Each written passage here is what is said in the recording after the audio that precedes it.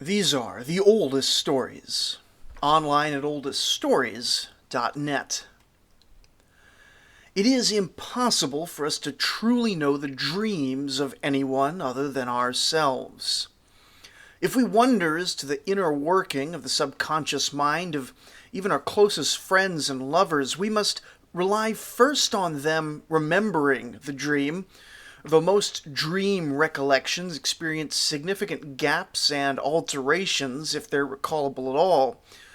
We must then rely on them to transmit the lived experience of their private mind into language, which is itself an imperfect mapping of a culture's set of concepts, and which shapes, but is not identical to, the experience of an individual's inner mind. Then, of course, even with the best of languages, our interlocutor must transform the dream into a narration of some sort, with certain aspects highlighted and others omitted, for us to then interpret as the hearers, translating our friend's narration into something interpretable in our own mind, an interpretation which we're not all equally skilled in. And in any case, the resultant idea will never sit as comfortably in the second mind as it did in the mind which generated it. All this is, of course, far worse when considering ancient Mesopotamian recordings of dreams. Not only is it produced by a culture, worldview, and lived experience alien to our own, it's recorded in one of the less comprehensible written forms of language ever devised by humanity. In fairness, cuneiform was the first written form of language ever devised by humanity, so it's perhaps understandable that they didn't get it quite right just yet.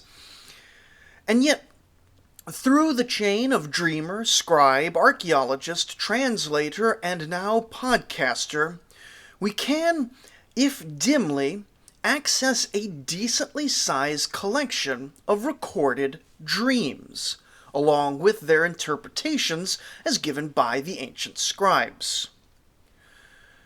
Now, dream interpretation was a pretty big deal in the ancient world, and seems to have only grown more popular as we get into later periods. Because of this, the subject of dreams will need to be looked at over multiple episodes. The actual interpretation is mostly going to be the subject of some later episode in the future. Before we get into what it all means, though, I thought it'd be interesting just to read through some of the surviving dream accounts, sort of as a genre of literature. Because for all the attention paid by both ancient and modern scholars to the interpretation of ancient dreams, the texts we have written down are not a representative and raw collection of actual dreams experienced by a random sampling of ancient peoples. Each one of them was written for a specific purpose, deliberately composed, and often published for an audience beyond just the dreamer and his interpreter.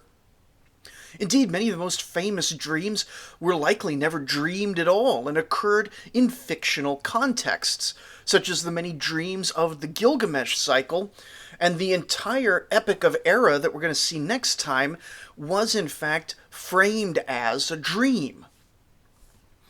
Now, dreams themselves are an interesting subject for literature because, in a sense, they're nearly universal. Nearly all mammals seem to dream, not just humans, and there are researchers claiming to have detected dreams or dreamlike states even in a range of lower animals, from fish to spiders. But beyond just having dreams, as far as I can tell, nearly every culture has some sense that dreams are somehow inherently meaningful, and often supernaturally so. And that's even up into our own day with Carl Jung on the academic side and a whole bunch of spiritualists in the guise of 1,000 faiths still to this day promoting dream interpretation to discover truths hidden in your soul, or folks touting prophets who receive nocturnal revelations. And nor can I discount all of this with my usual skepticism. I don't talk about it much, but I have on multiple occasions had extremely specific and sometimes unusual dreams, which later appeared to me to come true, down to the detail and with an attached feeling. In my own case, I avoid drawing firm conclusions, since I know that I'm not a reliable witness to my own dreams, and it could well be psychological trickery. But what I can say is that whether or not any supernatural component to dreaming exists, the feeling of meaningful dreams and the feeling of predictive dreams are both common across the world, across at least a noticeable percentage of all human dreamers. Now, I'm no anthropologist, but it seems to me that you're about as unlikely to find a society without any burial practices, of which there are vanishingly few, as you are to find a society that doesn't believe in at least some dreams being significant some of the time. Both, of course, are deeply connected to the ideas of religion, and in neither case is it totally clear why it should be so universal, even if the forms of both burial and dreaming interpretation often change. But for all that universality, and as fascinating as it is, it's just as interesting to note that the forms often do change. Nowadays, dream interpretation is sometimes touted as being applicable to any dream by any dreamer, though admittedly it's hard to separate the scams from the earnest folk among that lot. I suppose that's always been the case, the scammers running around everywhere, but in ancient Mesopotamia, the mystical focus, at least in surviving writings, is not so much about the inner thoughts of the dreamer, but about prognostication and divine communication. We still do have some of that, various beliefs of dreams coming true later on, but this was taken far more seriously in the ancient world than it is today. And by the late period, which is where we're at now in our timeline, we have a text called by modern scholars a dream book, which serves as a priestly guide for dream interpretation. But like I said, we're going to save matters of actual interpretation of dreams for a later episode, probably around the time we cover the book of Daniel in the Babylonian period. Today, we're going to read dreams as voices of ancient people crossing the span of millennia, which I think is, in its own way, almost more fascinating than how they actually interpreted these dreams. Now, of the relative handful of dream accounts which have survived to this day, far and away the smallest component of our corpus of dreams is dream accounts from ordinary people. And because ordinary people typically only had a single copy of their documents, these are also typically the most fragmentary and untranslatable. For instance, we have a 2-column document which appears to contain in the first column the comments of one man, and in the second column appears to be some sort of reply. We have no context for any of this, because what we have in both columns is only the middle, with top and bottom broken off. It begins midway through the description of a dream. The man is saying, "Rushes were rising for me. Rushes were growing for me. A reed planted alone was shaking its head at me. Several reeds planted together split apart for me. In the forest a tree has raised itself for me as high as heaven." And at this point we lose the text for a bit, and when we get it back we're into what appears to be the reply, as another man says, "My brother, your dream is not good. One should not interpret it. Rushes were rising for you? Rushes were growing for you? It symbolizes a robber raising his head for you in ambush. A reed planted alone, shaking its head for you, symbolizes something else, but we can't read it." Now, for me, this is fascinating. I have these recurring dreams, and of course, nothing is supposed to be less interesting than people telling you their dreams, but I have recurring dreams about wandering through impossibly large airports or malls or places like that, and I can't help but wonder if wandering through a field of reeds is fundamentally the same type of dream, but of course, this ancient person would have never wandered through a large airport or a mall. Maybe this is just the same dream in a different context. Or if I had a dream about a reed field, would I experience it in the same way as this guy? I'm getting at sort of how much of my internal experience is shared with the internal experience of a guy 3,500 years ago. Pondering that too much is going to get us off topic, but in a way it's also the whole point of studying dreams. But again, the answer is unknowable from these fragments. As we will discuss, this might be the only totally genuine dream we look at today. It is crucial that this dream is being interpreted because we don't ever seem to hear about uninterpreted dreams, those being considered unimportant in ancient times. Often, in fact, we don't hear about the dream itself, as in this letter between two men, also from the Old Babylonian period. Letter to Balaam from Ner-Sin. Buy one ram and sacrifice it in the something of Adad, because this is why you saw it in a dream. Also, please open the dike outlet adjacent to the field. Most men were illiterate in this period, therefore writing was costly, meaning that the most pragmatic things are typically the subjects of commoners' letters. The content of the dream is in most cases secondary to the meaning, and if there was no meaning, then how much of your limited income were you going to pay to preserve and broadcast the pointless vision to the world? But as I said, the smallest portion of surviving dream literature is commoners telling their dreams to other commoners. These are recorded typically in letters because they want either to take action based on the meaning of the dream or to have someone interpret the meaning for them so that they can take action. A proverb from the ancient proverb collections points us to the importance of this, reading, "If a man who has seen a dream does not retain it, his God will be angry with him." It isn't clear what the ancients thought the source of meaningless dreams was, but they clearly believed that meaningful dreams were messages from the gods. This idea is solidified by a much larger section of the surviving dream accounts, stories of dreams which are, shall we say, heavily composed.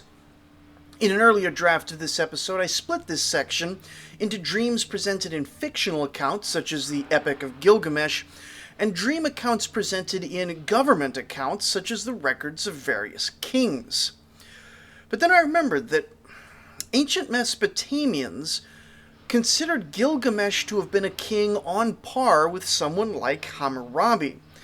And if men in later periods didn't have the deeds to match those ancient heroes, that didn't mean that the ancient heroes were fictions, but that later men were inferior to earlier men.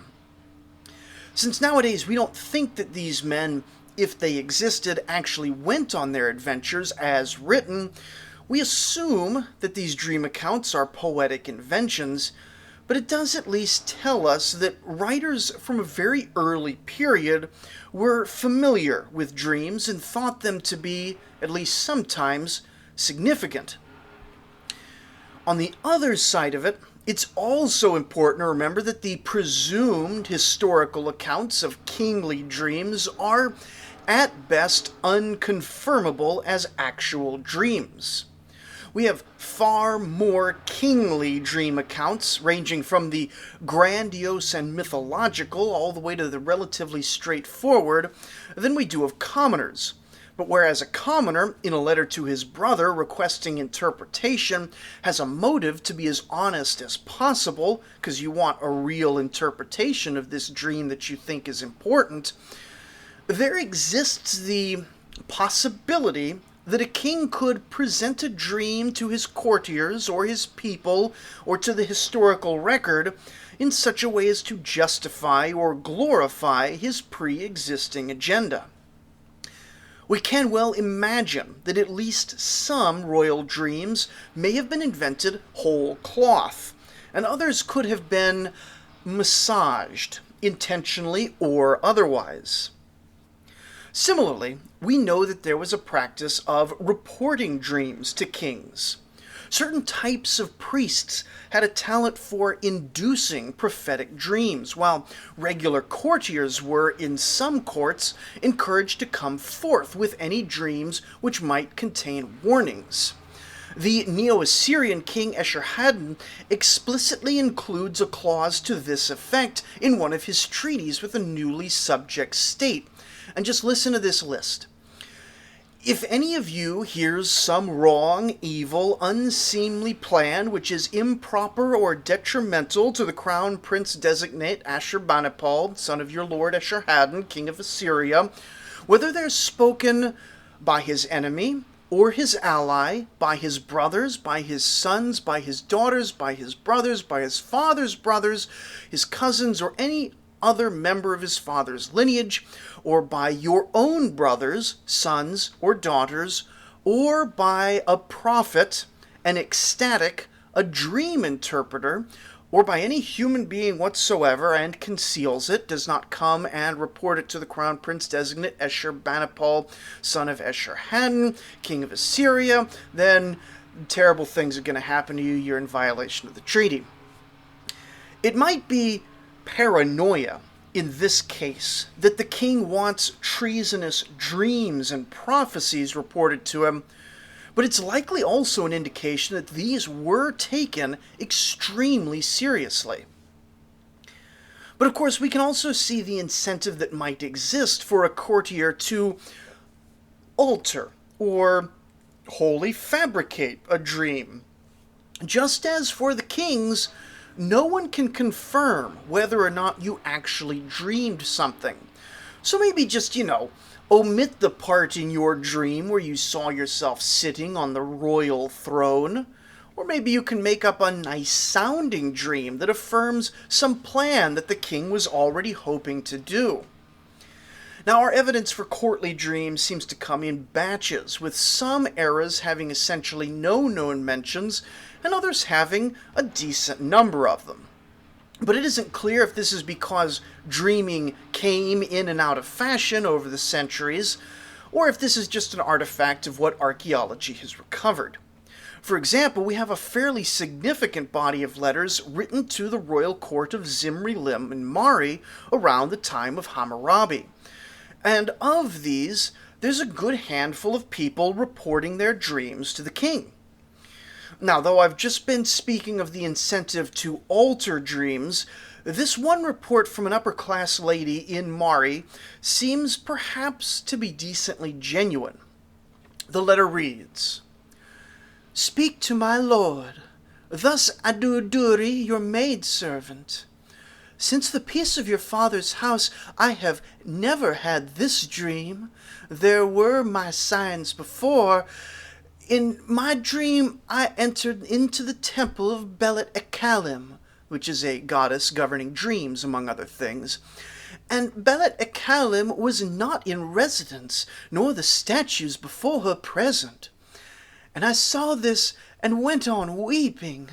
This dream of mine was in the evening watch. Again I dreamt, and Dada, the priest of Ishtar-Pishra, was on duty at the gate of Belet Ekalim, and an eerie voice was crying this over and over, saying, 'Come back, O Dagan! Come back, O Dagan!' This it was crying over and over. Moreover, the ecstatic priestess arose in the temple of Anintum, and thus spoke, saying, 'O Zimri-Lim, do not go on an expedition. Stay in Mari, then I alone will take responsibility. The Lord must not be negligent in guarding himself. I myself hereby seal my hair and fringe and send them to my lord.'" Now, that hair and fringe at the end are seals of her identity and assurances of veracity. No idea which military expedition the lady was warning about, but it is a pretty neat and vivid sounding dream. Could it be made up? Maybe. I think it feels kind of legit. Who really knows? In another of the Mari letters, there is a similar but more politically blunt dream recorded. Reading, "On the very day I send this tablet of mine to my lord, Malik Dagan of Shaka, which is near Mari, came here to tell me, in my dream I, along with the man accompanying me, was set to go from Sagaratam district through the upper district to Mari. Ahead of me I entered Turka. As I was entering, I entered into the temple of Dagan, and I went prostrate before Dagan. During my prostration, Dagan opened his mouth to say this: 'Have the Yemenite kings and their troops made peace with the troops of Zimri Lin, who has come up?' I said they did not. Just before I left, he said, 'Why are Zimri Lim's messengers not before me on a regular basis? Why is he not setting before me full reports? Had it been otherwise, long ago I would have delivered the Yemenite kings to Zimri Lim's hand. Now go. I am sending you to Zimri Lim, and you are to tell him, send your messengers to me, and send a full report before me, and I will set before you the Yemenite kings, having them wriggle in a fisherman's wooden casket.' This is what the man saw in his dream, revealing it to me." The idea, of course, of a king sending reports to the main temples of his activities was a pretty common one in Mesopotamia that I don't think we've mentioned before on the show. On one hand, the priests needed to know what to pray for and what omens to be taking. On the other hand, the priests were usually members of and relatives of the ruling classes in the nation, so having news reports delivered regularly was important for their own maintenance of power. On the subject of possibly fabricated dreams, this one seems unusually straightforward and to the point, while also directly benefiting the person claiming to have dreamt it. So who really knows here? But it is important to realize that, at least in Mari, these sorts of prophetic dreams really are driving policy. A report from a diviner of Mari doesn't tell us a dream directly, but reports about an officer named Yasim Dagan, saying, "Yasim Dagan had a dream. The dream is important and worrisome. I've had omens taken about his dream, and it was indeed seen. Omen takers must come here and take omens about the safety of the town. My lord must give strict orders about protecting the fortifications." So a town in this letter was going to be more heavily fortified because a dream was judged as seen. This seen was a category for divination. Dreams could either have been seen or not seen.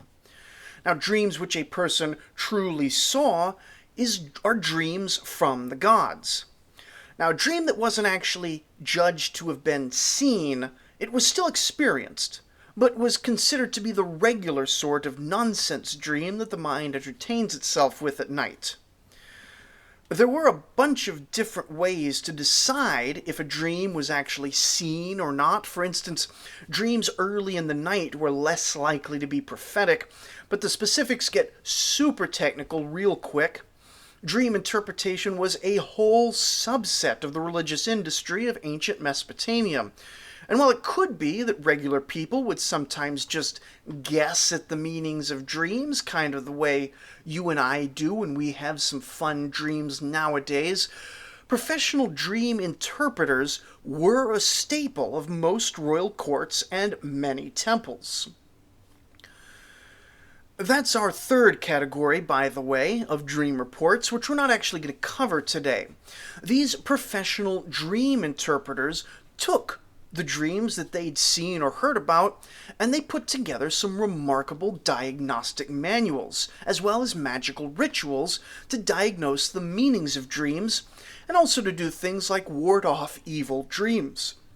These are very much in the style of other medical texts of the age, but they also will be the subject of a later episode, as I've said, because they don't tell us about dreams specifically, but about classes of dreams and their meanings. But what I do want to talk about is the fact that these dream professionals apparently had the ability to incubate prophetic dreams, both in themselves and in others. Now, we hear about this indirectly all the way from the Sumerian period, where dream priests are one of many sources of divination, all the way to the death of Alexander the Great in 323 BCE. Alexander, you remember, died in Babylon, and a priest at the temple of Serapis in Babylon is consulted in order to determine what should be done about his burial, which, of course, in the case of Alexander, turns into a giant circus. But that's beside the point.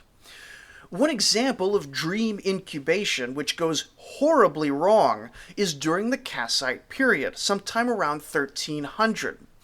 A fellow named Marduk Merimki, lord of Matnamri, seems to have entered into a local temple. Now, from what we can gather, he would have been greeted by various priests and been the subject of various rituals, then escorted into a special ritual room. Now, this wasn't necessarily a dedicated sleeping room, as the subject would typically sleep on the floor directly, but it was a place generally holy to the god where the dream incubation would occur. Sometimes the person himself, Marduk Merimki in this case, would then lay on the floor and go to sleep, and sometimes the dream priest would do so on behalf of the subject. Then, any dreams experienced would be far more likely to be considered authoritative, and could be interpreted immediately upon waking, because the interpreter would either have been the one seeing the dream, or could be right there waiting for the subject to wake up. However, in Marduk Merimki's case, we hear the following, recorded by his conqueror, Natsi-Muratash. Marduk Merimki, son of Shamash-shuri, in a dream saw Marduk, his lord, in the temple, and the hands of Enlil, his lord, in the temple. He saw that inside of Nippur, a container of wine dedicated to the gods had ceased, was destroyed. With the sign of his lofty spear, and the wind or spirit of his temple, the Ekur, and of his censer, the gods crushed the offering, crushed all that approached in offering to Enlil. Now, in contrast to that, Natsi-Muratash exalted the word of Enlil, and all the cities that were in the land of Matnamri, which had been ruled by Marduk Merimki, who dreamed this ill-omened dream, were soon in Kassite hands. Both the rise and fall of the Akkadian Empire were, according to later sources, governed by dream omens. When Sargon was nothing but a cupbearer sometime around 2350 BCE, his master, the Lord of Kish, was receiving a horrible dream of his own downfall from the goddess Inanna. He told no one. This interpretation of the dream was far from subtle. The king was drowned by the goddess in a great river of blood, and so the king didn't really need an interpreter. He just pretty clearly knew what the dream was saying. You don't want to drown in a great river of blood. That's a bad omen. A few days later, however, Sargon received the same dream and reported it to the king. And it was the double coincidence of sharing that same dream that made it far more significant than it would otherwise have been. At least in mythic and ritual contexts, it was not unheard of for multiple people to share the same dream. Ashurbanipal, in his annals, reports that on at least one occasion, the goddess Ishtar gave a dream to both him and his entire army. And Nabonidus of Babylon once reported that Shamash sent a dream to him and to the people, though it isn't clear how many or which people he's referring to here. Thus, when Nebuchadnezzar demands that Daniel repeat the king's dream in the biblical account prior to interpreting it, his demand is kind of unreasonable there, but it's not completely arbitrary or unprecedented in the Mesopotamian ritual system. Sometimes it seems people really would get your dream in order to interpret it for you. But if the Akkadian Empire would rise on a dream, later tradition claims it fell from one as well. In the Curse of Agada, which I contextualized back in episode 21 and actually read from in episode 22, we hear that Akkad was initially blessed by Inanna, and everything was going great. The goddess had more offerings than she could keep track of. But one day, an omen arrived, and there's good reason to think that this omen was, in fact, a dream omen. The poem reads, "But the statement coming from the Ekur was disquieting. Because of Enlil, all Agada was reduced to trembling, and terror befell Inanna in Ulmash. She left the city, returning to her home. Holy Inanna abandoned the sanctuary of Agada like someone abandoning the young woman of her woman's domain. Like a warrior hurrying to arms, she tore away the gift of battle and fight from the city and handed them over to the enemy. Not even 5 or 10 days had passed, and Ninurta brought the jewels of rulership, the royal crown, the emblem, and the royal throne bestowed on Agada back into his Eshumesha temple. Utu took away the eloquence of the city. Enki took away its wisdom. An took away in the midst of heaven its fearsomeness that reached heaven. Enki tore out its well-anchored holy mooring pole from the Abzu. Inanna took away its weapons. The life of Agada's sanctuary was brought to an end, as if it had been the only life of a tiny carp in the deep waters. And all the cities were watching it. Like a mighty elephant, it bent its neck to the ground, while they all raised their horns like mighty bulls. Like a dying dragon, it dragged its head on the earth, and they jointly deprived of honor as in a battle. Naram-Sin saw in a nocturnal vision that Enlil would not let the kingdom of Agada occupy a pleasant, lasting residence, that he would make its future altogether unfavorable, that he would make its temples shake and would scatter its treasures. He realized what the dream was about, but did not put into words and did not discuss it with anyone. Naram-Sin, according to the story, panicked from hearing all this, and thus the first great world empire fell. But there was a lot more to that story, if you recall, from many, many episodes ago, or if you've purchased the book History and Myth from Sumer and Akkad, now available on Amazon. It's the first part of the show, edited and put into book form. Spend money on me. Anyway, this last dream encapsulates all the issues we have with dream reports. Who actually dreamed this? It's rarely clear if the person themselves had a specific dream or if a dream priest had the dream on the person's behalf. Beyond that, was any of this actually reported in any temple as a dream seen before, during, or after the fall of Akkad? The poem tells us he realized what the dream was about but didn't put it into words and didn't discuss it with anybody. How do we know it then? Was this a complete fabrication, either as a piece of poetic literature about a historical event or generated by anti-Akkadians as propaganda to shape people's perception of the historical event of the fall of the empire? Now, typically on this show, I'm quite positive about the reliability of the written historical records that archaeologists have unearthed from ancient Mesopotamia, even when other scholars are more skeptical than me. All of our sources have pro-royal biases, of course, and other sources have other biases, but in general, I feel like we have the implicit test that much of our written records tend to agree with each other. History overall agrees with history, and many of those can also be confirmed in archaeology, which is a large number of separate, though typically partial witnesses, all in broad agreement. With dreams, however, there's simply no way to verify the fundamental underlying narrative. I mean, I can't verify the dreams that my wife says she had in the morning. She could be making them up just to amuse me every day. And I certainly can't reach across the gulf of time, culture, language, and scribal transmission to verify the private mental states of men millennia dead. I mean, they could be telling the truth. My wife is probably telling the truth. But with so many of these reports affecting actual decisions on things like warfare, construction, interpersonal relations, medicine, religion, diplomacy, and crime, we can say that there was strong motivation to fabricate or alter the details of dreams, counterbalanced only by the fact that these were popularly seen to have been messages from the actual gods, and thus morally required honesty.